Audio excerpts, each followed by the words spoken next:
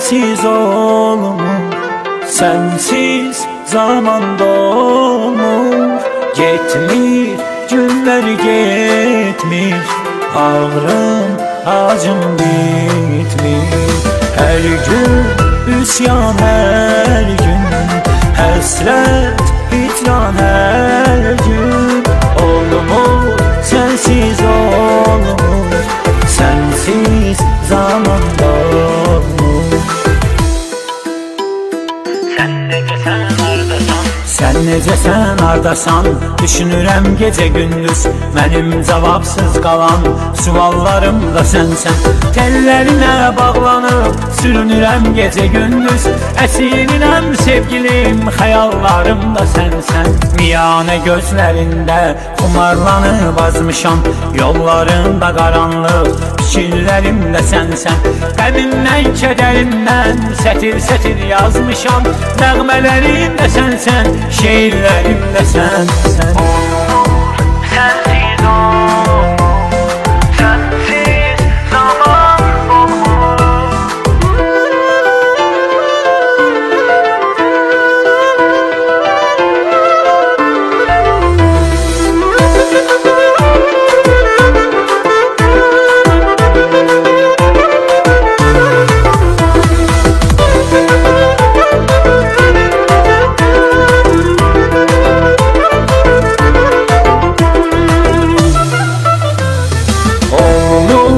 Sensiz olmur, sensiz zaman olmur. Sensiz olmur, sensiz zaman dolmur. Dön gel, nolar dön gel, sen gel, yalnız sen gel. Çare, sensen çare, koyma benim çare. Olmur, sensiz olmur, sensiz zaman dolmur. Sen necəsən hardasan, düşünürəm gecə gündüz. Mənim cavabsız qalan suallarım da sənsən. Tellərinə bağlanıb sürünürəm gecə gündüz. Əsirəm sevgilim, xəyallarım da sənsən. Miyanə gözlərində xumarlanıb azmışam, yollarında qaranlıq, fikirlərimdə sənsən. Qəmimdən, kədərimdən sətir-sətir yazmışam, nəğmələrimdə sənsən, şeirlərimdə sənsən. Sensiz olmur, sensiz zaman olmur.